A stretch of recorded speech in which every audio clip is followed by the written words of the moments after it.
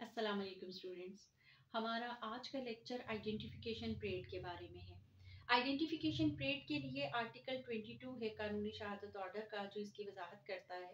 According to article 22, all those facts which are necessary to establish the identity of any person और anything whose identity in the case is relevant are relevant। वो तमाम facts जो case में किसी शख्स या किसी चीज जिसकी आइडेंटिटी रिक्वायर्ड है केस के अंदर उसको स्टैब्लिश कर रही हैं, वो तमाम के तमाम फैक्ट्स अकॉर्डिंग टू आर्टिकल 22 और रेलेवेंट फैक्ट्स हैं।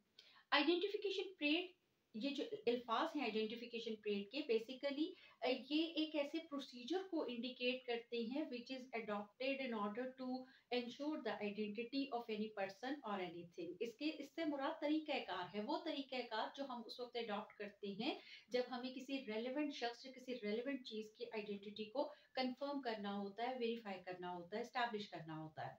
आइडेंटिफिकेशन परेड के लिए पहली बात आपको बता दूं कि identification parade is not a rule of law, it's a rule of prudence. ये अक्ल का तकाजा है कि विटनेस जिस चीज के बारे में कह रहा है कि मैं उसको आइडेंटिफाई कर सकता हूँ, तो अक्ल का तकाजा ये है कि उससे आइडेंटिफिकेशन करवा ली जाए।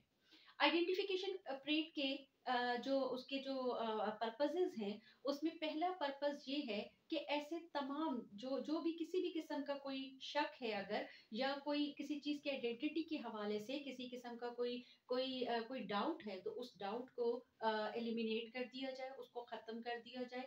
इन्वेस्टिगेटिंग एजेंसीज या इन्वेस्टिगेटिंग अथॉरिटीज जो हैं उनको सेटिस्फाई कर दिया जाए, और सबसे बढ़कर ये कि विटनेस के स्टेटमेंट को कॉरोबोरेशन मिल जाए, यानी विटनेस ने जो बात पहले कही कि वो आइडेंटिफाई कर सकता है, अगर वो आइडेंटिफिकेशन परेड में उस बात को वो वाकई वो सच साबित कर दिखाता है, वो वाकई आइडेंटिफाई कर लेता है, तो विटनेस के स्टेटमेंट को कॉरोबोरेशन मिल जाएगी।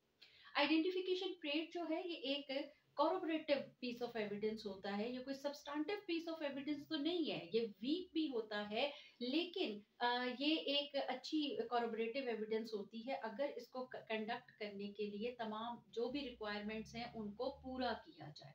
अच्छा, यहाँ पर मैं आपको बता दूं कि आइडेंटिफिकेशन परेड के लिए जो रेलिवेंट जितने भी रूल्स हैं, they have not been described anywhere in कानून शहादत। उसके लिए हमें जो प्रैक्टिकली जो तरीक़ाकार अडॉप्ट किया जाता है और जो हमारी कोर्ट्स के रूल्स हैं, हमें उनकी तरफ देखना पड़ता है। सबसे जरूरी बात तो ये है कि आइडेंटिफिकेशन परेड उस वक्त बिल्कुल नहीं कंडक्ट की जाएगी जिस वक्त विटनेस ने अपने स्टेटमेंट में कह दिया कि वो किसी एक्यूज को आइडेंटिफाई नहीं कर सकता, जब उसने कह दिया कि उसने किसी एक्यूज को देखा ही नहीं, तो ऐसी सूरत में आइडेंटिफिकेशन परेड नहीं करवाई जाएगी। इसी तरीके से अगर विटनेस कहता है कि he is familiar, he knows the accused very well, वो कहते हैं कि वो बहुत अच्छे तरीके से एक्यूज को जानता है, वो उसको आइडेंटिफाई ऑलरेडी कर रहा है, तो उस सूरत में भी आइडेंटिफिकेशन परेड की कोई जरूरत नहीं है। यानी जब वो बिल्कुल नहीं उसको जानता या वो बहुत अच्छे तरीके से उसको जानता है, तो तब आइडेंटिफिकेशन परेड नहीं करवाई जाएगी, उसकी करवाने की कोई जरूरत ही नहीं है। एक और अहम चीज ये है कि identification parade is always conducted in the supervision of a magistrate having jurisdiction. जो मजिस्ट्रेट जुरिस्डिक्शन रखता है उसके सुपरविजन में आइडेंटिफिकेशन परेड कंडक्ट करवाई जाती है। It is neither conducted in the presence of police nor it is conducted in the police station। at police station इसको conduct नहीं किया जाता। ये इसके लिए जो बेस्ट प्लेस है दैट इज जेल, और that may be some any other secured place, कोई भी दूसरी सिक्योर्ड प्लेस हो सकती है जहां पर इसको कंडक्ट करवाया जाए, लेकिन पुलिस स्टेशन में नहीं होगी, और प्लस ये पुलिस की मौजूदगी में भी नहीं होगी, ये मजिस्ट्रेट की मौजूदगी में करवाई जाएगी। अच्छा, अब इसके लिए ये जो सेक्शन 162 है सीआरपीसी का, Section 162 prohibits the conduct of identification parade in the presence of police officer। तो ये इसको जो है, इसको आपने खास तौर पर अपने क्वेश्चन में इसको लिखना है कि इसको कंडक्ट करना in the presence of police officer, that is prohibited in accordance with according to section 162 CRPC। अब इसको कंडक्ट करने के लिए जो जो दीगर रूल्स हैं वो कुछ इस तरीके से हैं कि it must be conducted as soon as possible. जितनी भी जो फर्स्ट अर्लियर पॉसिबल अपॉर्चुनिटी है उस अपॉर्चुनिटी पर जैसे ही अक्यूज पकड़ा गया फौरन जो अपॉर्चुनिटी उस पहली अवेलेबल अपॉर्चुनिटी है उस पर ये आइडेंटिफिकेशन परेड कंडक्ट करवा लेनी चाहिए। अगर इसको कंडक्ट करवाने में डिले किया जाता है और without any reasonable ground, without any sufficient cause, without any sufficient cause जो है इसको कंडक्ट करवाने में डिले किया जाता है, तो identification parade will lose its evidentiary value, क्योंकि ये चीज डाउटफुल हो जाएगी कि इसको देर से करवाया गया तो इस पे क्या वजह थी, क्या उसके उसके उसकी उसके पीछे उसके उसके पसे पर्दा क्या वजूहात थी, तो वो चीजें इसकी एविडेंशियरी वैल्यू को कम करेंगी। इसलिए आइडेंटिफिकेशन परेड जैसे ही एक्यूज पकड़ा जाए उसी वक्त इसको कंडक्ट करवाना जरूरी है, फौरी तौर पर इसको कंडक्ट करवाना जरूरी है। केस लॉ के मुताबिक अगर आइडेंटिफिकेशन परेड को कंडक्ट करवाने में 12 से 15 दिन की ताखीर हो जाती है तो इसकी एविडेंशियरी वैल्यू खत्म हो जाती है, कम हो जाती है, या बास सर्कमस्टांसेस में तो बिल्कुल ही खत्म हो जाती है। अच्छा, फिर इसमें एक लेकिन एक चीज और है, केस लॉ के मुताबिक अगर इसको डिले हुआ, आइडेंटिफिकेशन परेड को कंडक्ट करने में डिले हुआ लेकिन एक्यूज की तरफ से इस डिले को चैलेंज ही नहीं किया गया, तो फिर इसकी जो है इसकी हम कह सकते हैं कि इसकी एविडेंशियरी वैल्यू पर शायद इतना असर ना पड़े। लेकिन अगर इसको जो है इसमें ताखीर की जाती है, एक्यूज की तरफ से भी चैलेंज किया जाता है, तो फिर इसकी एविडेंशियरी वैल्यू ऑफ कोर्स वो कम हो जाएगी। आइडेंटिफिकेशन परेड जो है उसके लिए जो एक्यूज्ड है उसको दूसरे लोगों के साथ मिक्स करके उसको जो है वो पेश किया जाता है, और इसके लिए लॉ कहता है कि 1 to 9 dummies must be there. जब आपने आइडेंटिफिकेशन परेड आपने करवानी है तो रूल्स के मुताबिक 1 से 9 तक डमीज मौजूद होनी चाहिए। एक्यूज को आपने पकड़ा है तो उसे दूसरे लोगों के साथ जो है उसको मिक्स करके 9 लोग जो है, 9 डमीज जो है आप खड़ी करें, और फिर आप विटनेस से कहें कि वो इनमें से आइडेंटिफाई करे कि who is the real culprit according to him, जिसको जो उसके जहन में है, ये जो उसने देखा था वो उसको आइडेंटिफाई करे। अच्छा, इसमें एक चीज और है कि जो कंप्लेनेंट है वो भी उस वक्त मौजूद नहीं होगा जिस वक्त आइडेंटिफिकेशन परेड करवाई जा रही होगी। यानी पुलिस की तरह कंप्लेनेंट भी ऑन द स्पॉट मौजूद होना नहीं चाहिए, उसकी भी मौजूदगी नहीं चाहिए। हाँ, अगर कंप्लेनेंट विटनेस भी है, कंप्लेनेंट विटनेस भी है, तो उस सूरत में कंप्लेनेंट जो है वो उस पर मौके पे मौजूद रह सकता है। अगर विटनेस एक है तो फिर तो कोई मसला नहीं, उसने आइडेंटिफाई किया चला गया। लेकिन अगर विटनेसेस एक से ज्यादा हैं तो फिर विटनेसेस को 1 by 1 पेश किया जाएगा। एक विटनेस जो है वो पहले आइडेंटिफाई कर लेगा, he will be sent back, उसको बाहर निकाल दिया गया। फिर उसके बाद जो दूसरा विटनेस है ही विल बी इनवाइटेड, वो जो है वो आइडेंटिफिकेशन करेगा और फिर वो बाहर जाएगा।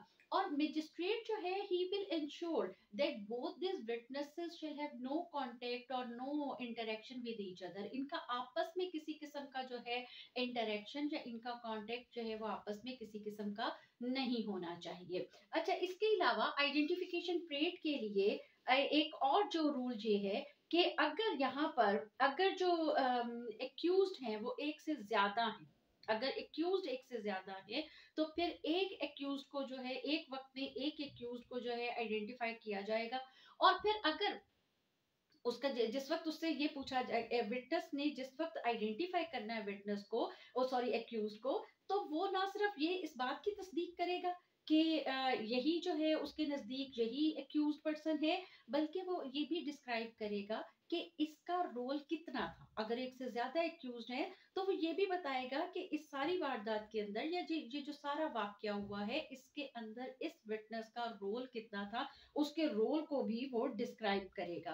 प्लस जिस किस्म का डिस्क्रिप्शन बताया उसने आइडेंटिफायर ने कि मैं उसके अंदर जो है एक्यूज का जो हुलिया था वो इस किस्म का था, तो जिस वक्त आपने डमिस तैयार करनी है तो डमिस के अंदर भी वही जो मार्क्स हैं या वही जो उसकी आइडेंटिटी के लिए जो फीचर्स हैं वो फीचर्स जो हैं वो उसमें उसके अंदर वो शामिल की जाएंगी। जैसे अगर एक्यूज कहता है, सॉरी विटनेस कहता है कि accused had a mole on his face, तो आपने जो डमीज तैयार करनी है उनके चेहरों पर भी आप मोल बनाएंगे। अगर विटनेस कहता है कि एक्यूज के कर्ली बाल थे, तो जिस वक्त आप डमीज तैयार करेंगे तो डमीज के भी कर्ली बाल होंगे, यानी जो फीचर्स, जो आइडेंटिफिकेशन आप मार्क्स कह सकते हैं, जो उसने हाईलाइट किए हैं, वही वाली फीचर्स आप डमीज के अंदर भी हाईलाइट करेंगे। आइडेंटिफिकेशन के टाइम पर मजिस्ट्रेट मौजूद होगा और वो इस बात को इंश्योर करेगा कि कोई जितनी भी रिक्वायर्ड चीजें थी या जितनी भी जो प्रिकॉशनरी मेजर्स लेना जरूरी थे, वो सारे लिए गए हैं। ना सिर्फ ये कि वो खुद इसको सुपरवाइज करते हुए इन चीजों को इंश्योर करेगा, बल्कि वो आइडेंटिफाइड से भी पूछेगा कि ये जो सारे जो स्टेप्स जो हैं वो लिए गए हैं और वो इससे सेटिस्फाइड है या नहीं है। तो वो उससे उसकी उसके उससे भी इस बारे में जो है उसकी राय वो लेगा और फिर वो अपनी वो जो है अपनी रिपोर्ट तैयार करेगा। और रिपोर्ट तैयार करते वक्त वो इन सारी बातों का जिक्र करेगा कि किस तरीके से आइडेंटिफिकेशन परेड कंडक्ट की गई, क्या प्रिकॉशनरी मेजर्स लिए गए, और इसके बाद जो है वो उसके ऊपर अपने सिग्नेचर्स करेगा। आइडेंटिफिकेशन परेड के लिए एक चीज और आपको बताती चलूं कि इट हैज वाइड स्कोप। इसको जो है इसका इसके आइडेंटिफिकेशन परेड जो है ये सिविल केसेस में भी होती है, ये क्रिमिनल केसेस में भी होती है। और आइडेंटिफिकेशन परेड के लिए मुख्तलिफ किस्म की चीजों से हेल्प भी ली जा सकती है। अगर जरूरत पड़े तो ऑडियो वीडियो जो डिवाइसेस हैं उनसे भी हेल्प ली जा सकती है। इसके अलावा अगर जरूरत पड़े तो बाज औकात जो आइडेंटिफिकेशन के लिए पेट डॉग्स जो हैं या पेट जो एनिमल्स हैं उनसे भी हेल्प ली जा सकती है, क्योंकि बहुत से एनिमल्स ये स्पेशलिटी उनकी है कि वो उनके अंदर ये ऐसी सेंसेस होती हैं कि वो चीज़ों को या वो इंसानों को आइडेंटिफाई कर सकते हैं, जैसे डॉग्स हो गई, कैट्स हो गई, और बल्कि ऐसे बर्ड्स से भी हेल्प ली जा सकती है, जैसे पैरट्स हो गए। पैरट से भी अमेरिका में कुछ साल पहले एक पैरट से जो है आइडेंटिफिकेशन करवाई गई, और क्योंकि पैरट्स के अंदर भी ये एक गॉड गिफ्टेड सलाहियत होती है कि वो चीजों को आइडेंटिफाई कर सकते हैं। अच्छा, आइडेंटिफिकेशन परेड जब कंडक्ट हो जाएगी तो मजिस्ट्रेट उसके बारे में अपनी रिपोर्ट तैयार करेगा, अपने सिग्नेचर्स उसके ऊपर करेगा। और इसकी जो है अगर इसको कहीं इसको देखा जाए तो ये कोई सब्सटैंटिव पीस ऑफ एविडेंस तो नहीं होगा, लेकिन ये विटनेस के स्टेटमेंट को कॉर्पोरेट करेगा। और अगर इसको कंडक्ट करने में सारी चीजों का ख्याल रखा गया है, सारी रिक्वायरमेंट्स पूरी की गई हैं, तो इट विल कैरी वेट। और इसके ये एक अच्छा पीस ऑफ एविडेंस साबित हो सकता है। लेकिन अगर इसको टाइम पर करवाया जाए और इसके करने के अंदर किसी भी किस्म का डाउट जो है वो ना छोड़ा जाए और पूरी एहतियात के साथ इसको करवाया जाए, तो फिर ये एक अच्छी पीस ऑफ एविडेंस जो है साबित हो सकती है। और एक्यूज को कन्विक्शन देने के लिए उसको दिलवाने के लिए ये मुआवन साबित हो सकती है। तो इस तरह से आइडेंटिफिकेशन परेड के बारे में आज हमने देखा। नेक्स्ट जो आप इस वीडियो के बारे में भी बताइएगा कि आपको कैसी लगी और आपको इससे कुछ हेल्प मिली या नहीं मिली, या आप इसके ऊपर जो है आप इसके बारे में अगर मजीद आपके जहन में कोई क्वेश्चन है तो वो भी पूछ सकते हैं। प्लस अगर मजीद आप किसी और टॉपिक के ऊपर भी लेना चाहते हैं लेक्चर, तो उसके बारे में भी मुझे बता दीजिएगा। और चैनल को अगर सब्सक्राइब अभी तक नहीं किया है तो काइंडली उसको भी सब्सक्राइब कर दीजिएगा। अपना बहुत ख्याल रखिएगा। अल्लाह हाफिज।